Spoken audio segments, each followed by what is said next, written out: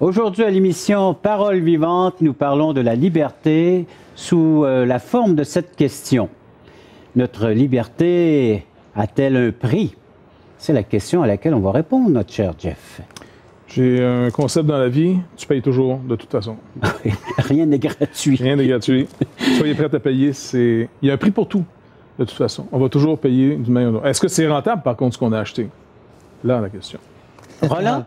Moi, je dirais que nous sommes libérés par quelqu'un pour quelque chose.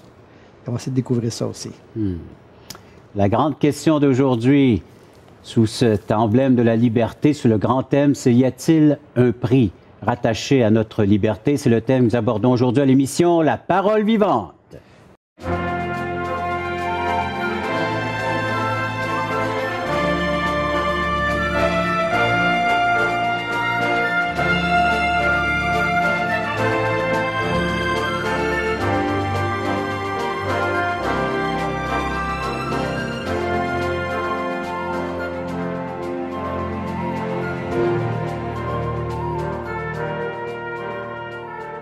Le prix rattaché à la liberté, on ne peut penser qu'à ces guerres qu'il y a eu dans le monde entier afin de pouvoir libérer le pays, le continent dans lequel on peut bénéficier donc de tous ces droits acquis d'un certain sens, mais c'est par guerre et c'est par bataille, par lutte, que ce soit physique ou autre, mais on est dans un monde où il faut se débattre afin d'acquérir cette liberté, mais on a regardé ensemble à travers notre grand thème.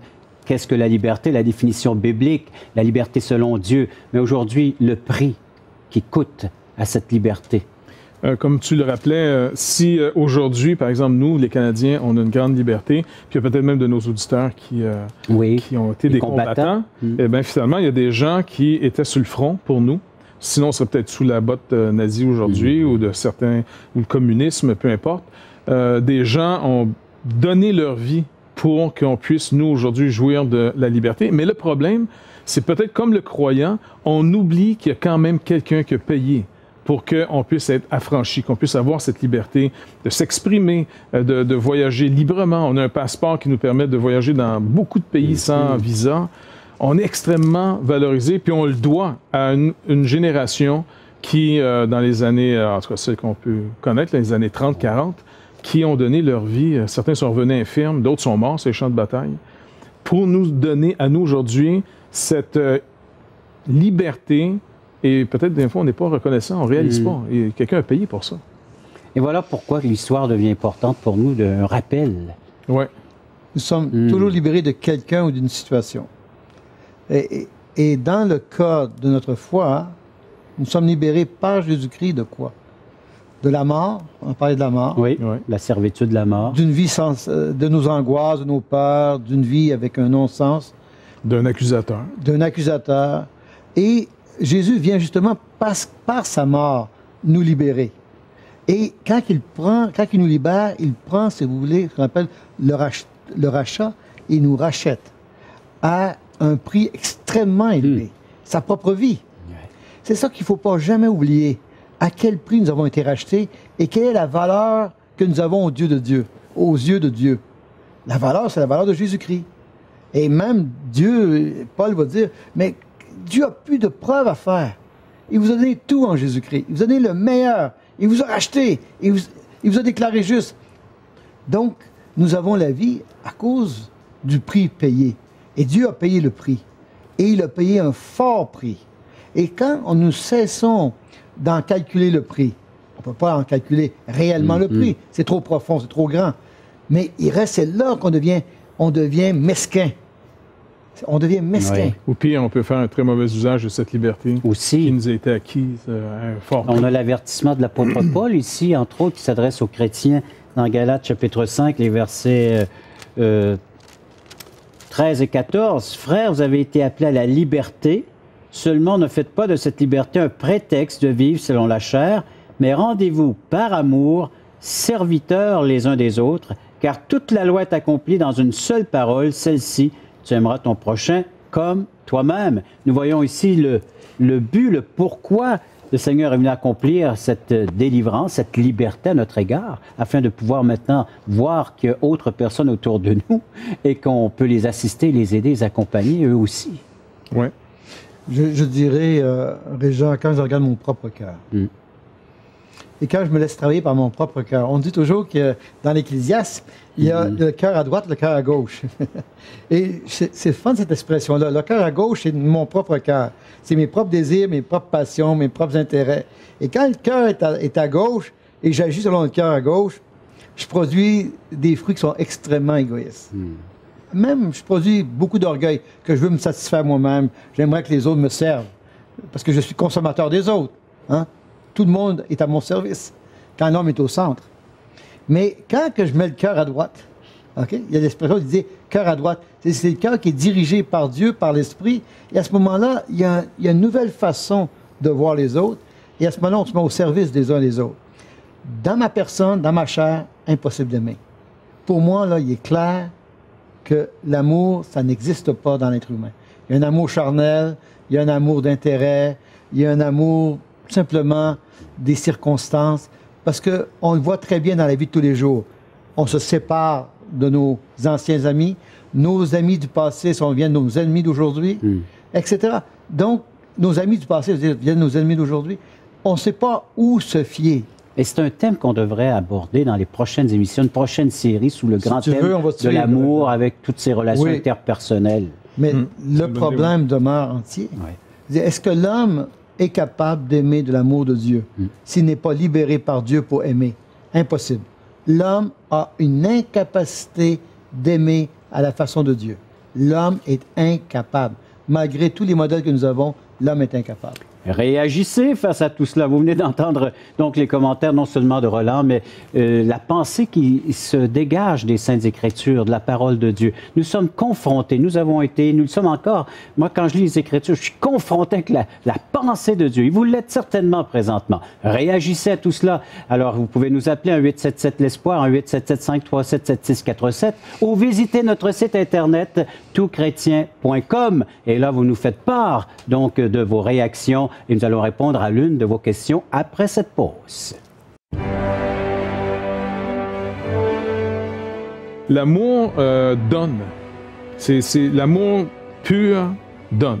Dieu a tant aimé le monde qu'il a donné son Fils unique afin qu'il croie. C'est le don de soi. C'est le don.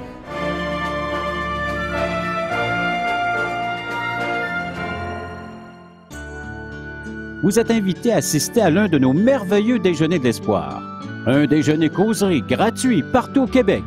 Vous pourrez y entendre le témoignage de vie transformée par l'amour de Dieu. Pour connaître et savoir où ont lieu ces déjeuners, appelez-nous maintenant en composant le 1-877-l'Espoir. 1-877-537-7647. Ces déjeuners sont offerts gratuitement. Bienvenue à tous!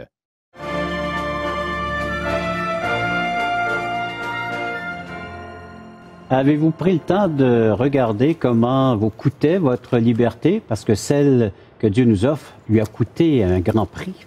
Et c'est ce qu'on regarde aujourd'hui dans le cadre de cette émission Parole vivante. C'est le grand thème concernant la liberté. Elle a coûté quelque chose à Dieu. Oui, parce que quand on aime quelqu'un, tu décrivais tout à l'heure plusieurs aspects de l'amour, et mettant en doute finalement que l'être humain était peut-être incapable d'amour authentique, on va dire, ou en tout cas il y a plein de mobiles derrière son amour. L'amour donne. C'est l'amour pur donne. Dieu a tant aimé le monde qu'il a donné son Fils unique afin qu'il croie. C'est le don de soi. C'est le don. Et puis, c'est un plaisir d'un don gratuit plutôt qu'un don intéressé pour profiter. Maintenant, pour parler d'amour et de liberté ensemble, encore une fois, ce que je conçois que les Écritures nous enseignent, il ne faut pas se priver. David dit dans le psaume 23 que ma coupe déborde. Oui. Dieu, ce qu'il met entre lui et ses ennemis, c'est une table. Donc, il se nourrit. Il est rassasié, sa tête est ointe d'huile, il est plein. Et je pense que beaucoup de croyants n'ont pas pris le temps d'être comblés, d'être dans cette plénitude de l'esprit. Et puis, c'est de changer les concepts. Quand le Seigneur nous enseigne sur des principes fondamentaux, les fameuses béatitudes, là, il dit « Heureux ou bénis les pauvres en esprit, car le royaume des cieux est à eux. Heureux les affligés, car ils seront consolés. Heureux les débonnaires, car ils hériteront la terre. Heureux ceux qui ont faim et soif de justice, car ils seront rassasiés. » Ainsi de suite. Matthieu chapitre 5. Oui. Et donc, dans ce principe, vous avez remarqué, c'est pas heureux si vous êtes affligé. Et il n'y a rien de trop intéressant d'être affligé, comprends? Mais car, il y a un car. Et si on commence, supposons qu'on joue un jeu, OK? Vous allez comprendre où je veux en venir. Et qu'à toutes les fois que quelqu'un n'est pas correct avec toi ou avec toi, je vous donne 1000 $. Mais vous n'avez pas le droit de ne pas être gentil. OK? Donc, vous devez... pas correct avec moi. Tu n'as pas été correct avec moi. 1000 $. Et donc, est-ce que tu réalises comment ça changerait ton concept? Si je l'ai payé? Non, mais dans le sens, si quelqu'un me dit, regarde bien, tu vas me représenter, tu vas parler en mon nom, tu vas aller, mais ils vont te faire du trouble. C'est comme ça que ça nous dit. Soyez réalistes. Je vous envoie au milieu des loups. Et comme un agneau. Il ne s'envoie pas comme un dinosaure au milieu des loups, tu vas manger les loups. Il t'envoie comme une brebis, puis habituellement, c'est eux autres qui se font manger par les loups. Il nous envoie dans un monde qui va être hostile à son message. On le sait, c'est pour ça qu'on n'aime pas. On n'a pas d'abord une joie, un trip d'aller évangéliser. On n'aime pas la souffrance, on n'aime pas être frappé. Non, on n'aime pas, on sait que ça va déranger les gens. Mais le Seigneur nous dit, écoute, je vais faire une affaire avec toi. À toutes les fois que tu vas être persécuté à cause de moi, à toutes les fois qu'on va t'insulter à cause de moi, je vais mettre, je mets ça concret là, je mets 1000 $, je te mets 1000 $ à ton compte. Il n'y a peut-être pas le 1000, mais il y a quand même des récompenses. Oui, mais c'est ça concret. Parce que les gens, les récompenses, c'est comme... Oui. 1000 $. C'est pas trop c'est quoi. Cold cash. Bon, OK. Et puis là, tu t'en vas finalement dire, OK, je vais y aller. Là, tu cognes à une porte, bonjour, est-ce que... Ah, je veux rien savoir. Merci beaucoup, monsieur. Tu viens de faire 1000 $. Ça change ton concept un peu de la persécution. Tu dis, là, tu dis, j'ai-tu hâte la prochaine fois? J'espère qu'il m'envoie promener, tu comprends? Et là, tu viens de changer l'interprétation. Le car prend tout... Mais le chrétien qui a oublié de voir ce que Dieu va lui donner et qui prend sur lui d'essayer de devenir un bon chrétien, il a passé à côté, il va tomber dans l'irritation. Combien de chrétiens ont débarqué de la course parce qu'ils étaient frustrés en disant « Personne ne m'écoute, j'ai perdu ma famille à cause de ça, mes beaux-frères me niaisent sans arrêt, je me fais écœurer à job. » Plutôt que de dire « Non, à toutes les fois à cause de son nom, le Seigneur dit « Tu ne perdras pas ta récompense. » Donc ça change la dynamique complètement. Et là, l'amour, tu vas me dire, ouais, mais c'est intéressé. Certainement, mais il faut que le chrétien arrête de se raconter des histoires qui est plus sain que Dieu. C'est intéressant, ça, Jeff, parce qu'en plus que notre liberté ne nous coûte à nous quasiment Écoute, on l'a reçu. Ben oui. C'est Dieu qui a tout payé. On est récompensé par notre fidélité à l'égard du message. Qui est encore une grâce. Ouais. Parce que pourquoi Dieu nous récompenserait de faire ce qui doit être? Il n'y a rien d'extraordinaire que de marcher dans ce qui est vrai. Mais ça, nous connaissant, se rappelant qu'on n'est que poussière, le Seigneur, en plus, nous donne cette grâce de nous encourager, de nous honorer, de nous bénir. Et il dit, Paul dit, ou attention, bref, quelqu'un dans la parole qui dit, et la louange de cet homme vient pas des hommes, mais de Dieu. Exact. Et puis là, quand tu penses que Dieu va faire la louange de certaines personnes, là, on ne parle pas de n'importe qui. Dieu. Moi, je pense que trop souvent, on est parti trop vite. On a oublié le quart heureux, ceux qui sont affligés, ceux qui ont soif et faim de justice. Vous allez être frustrés, mais soyez heureux, car, je vous le garantis, ça va arriver, vous allez être comblés. Un jour, vous allez être comblés. Et donc, je pense que c'est cet aspect-là qu'il faut ramener, parce que sinon, on ne regarde que le prêt à payer de la liberté et on n'en veut plus. Elle coûte trop cher. Puis en même temps, il faut voir que la réponse du croyant qui est donnée par l'Esprit, parce que la réponse de l'homme ne peut pas donner une réponse à Dieu. Mais la réponse du croyant qui est donnée par l'Esprit répond à l'amour de Dieu par l'amour qu'il a et par la compréhension que Dieu donne de l'amour. Il donne sa vie. Il donne l'abondance. Il donne sa présence.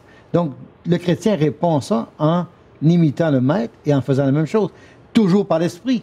Parce que si on est déconnecté de l'Esprit, on n'a plus la capacité en nous-mêmes, même dans une pensée où on pourrait faire des colonnes de chiffres. C'est bien, Roland, parce qu'il y a plusieurs de nos téléspectateurs qui sont déconnectés présentement de leur vie d'église et on va les inviter à être reconnectés. Il y a des gens qui, pour eux, n'ont jamais été connectés à cette réalité, que c'est tout à fait nouveau pour eux d'entendre ce genre de message, que oui, notre liberté, elle est bel et bien présente, elle est offerte parce que le Seigneur l'a payée entièrement et elle nous est déposée comme ça sur un plateau, puis il dit, serre-toi, prends-la, repens-toi. Les compassions de Dieu nous poussent à la repentance. Plus qu'on comprend, on saisit la bonté de Dieu à notre égard, eh bien, on prend ce qu'il y a sur le plateau, ce que le Seigneur nous offre tout à fait gratuitement.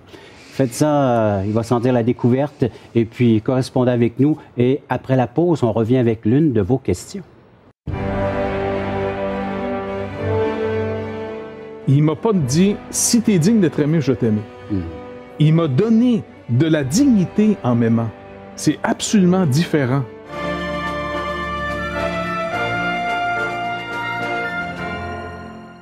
Nous vous invitons à nous contacter pour recevoir gratuitement de la littérature. Vous recevrez le Nouveau Testament, une portion des Écritures relatant la vie de Jésus, ainsi que l'Évangile de Jean qui parle de comment connaître Jésus et sa merveilleuse promesse. Un tract, Aujourd'hui l'espoir, c'est Jésus seul. Et finalement, un livre de relations d'aide sur la Bible de June Hunt qui nous parle que la Bible est la source suprême de la révélation du sens de la vie. Alors n'hésitez pas à appeler, c'est gratuit.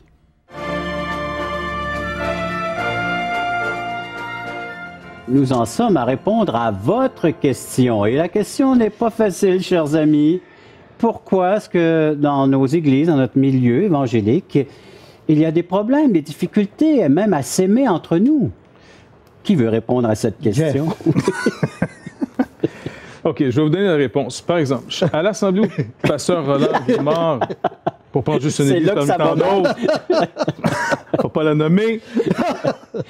Non, OK. Non, c'est une bonne question parce que c'est plus facile de parler de l'amour et puis de la liberté. Quand on parle aux autres. Oui, et que de la vivre. Maintenant, qu'est-ce qui peut bloquer cet aspect? Dans la liberté, souvent, je pense parce que les gens n'ont pas pris le temps d'abord de vivre cette liberté. Le seul moyen de vivre la liberté, c'est sur une déclaration. Si on fait des choses pour s'affranchir, en d'autres mots, on n'est pas libre. On essaie de s'affranchir. Si par contre, sur une déclaration de notre liberté, on ose avoir un comportement d'affranchi, alors là, on peut découvrir cette liberté.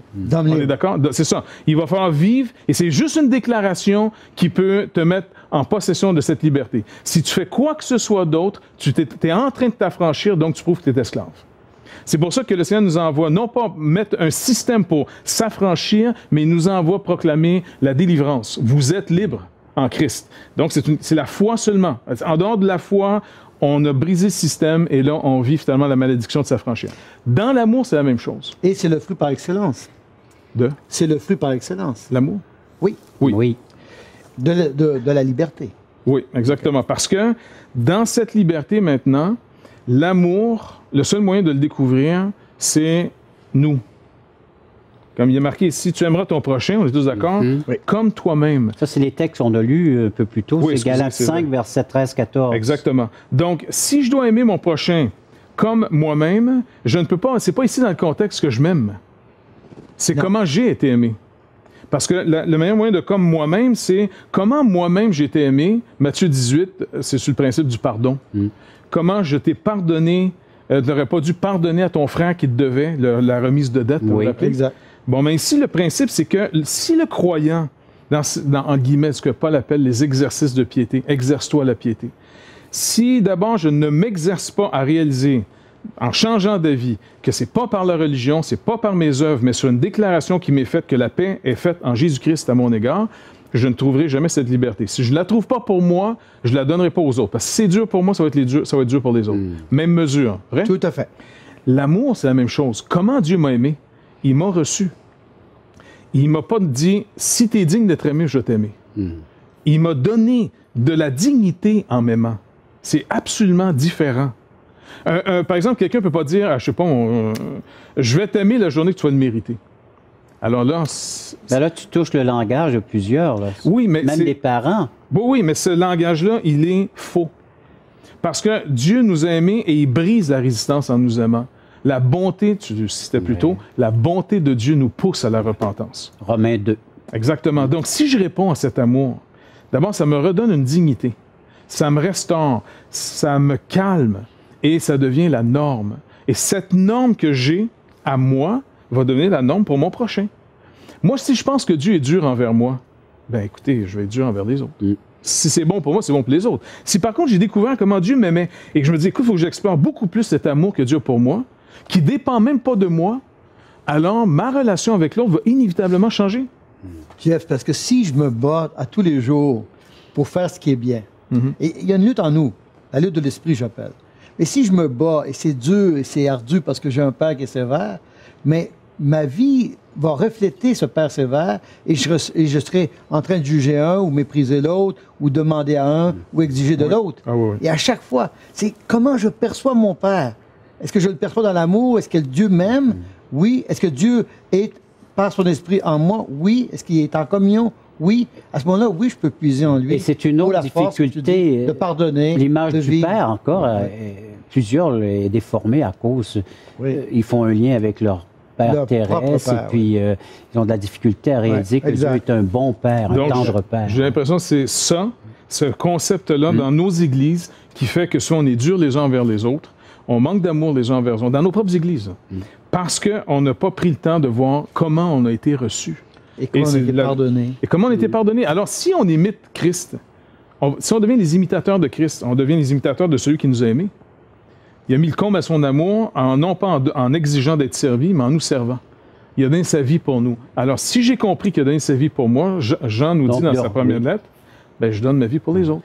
Et il faut retrouver ce sens-là dans nos milieux évangéliques, parce que c'est à ceux-ci qu'ils reconnaîtront que vous êtes vraiment mes disciples, dit le Seigneur Jésus, par l'amour que vous aurez les uns pour les autres. Osez réagir, osez nous poser des questions, même embêtantes. Allez-y. Pas trop. Pas trop, mais soyez libres quand même de réagir par le téléphone, 1-877-537-7647 ou en visitant toutchrétien.com, un petit courriel, et puis ça nous ferait plaisir de pouvoir répondre et de vous faire part de notre littérature qu'on offre tout à fait gratuitement. Après la pause, on vous revient avec la conclusion de l'émission. Puis il dit, je t'aime d'un amour inconditionnel, viens à moi. Et tu pourras être guéri et apporter naturellement aux autres maintenant ce véritable amour et cette relation. Ce service. Oui, ce service.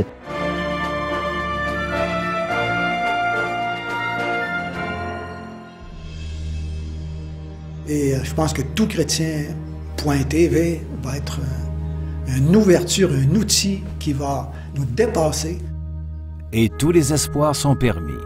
Toutchrétien.com est donc là pour rester et grandir.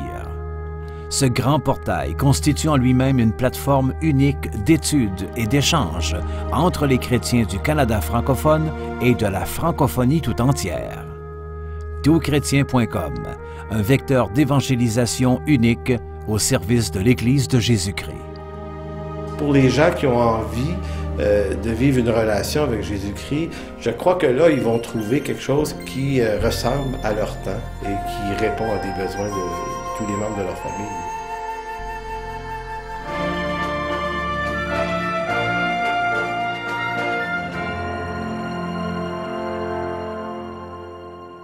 La conclusion maintenant de ce grand thème qui est la liberté, entre autres cette question d'aujourd'hui, à quel prix est rattachée à cette liberté que nous avons tous la possibilité de vivre, d'expérimenter, celle que le Seigneur nous offre par son don gratuit qui est la vie éternelle, le pardon, la réconciliation.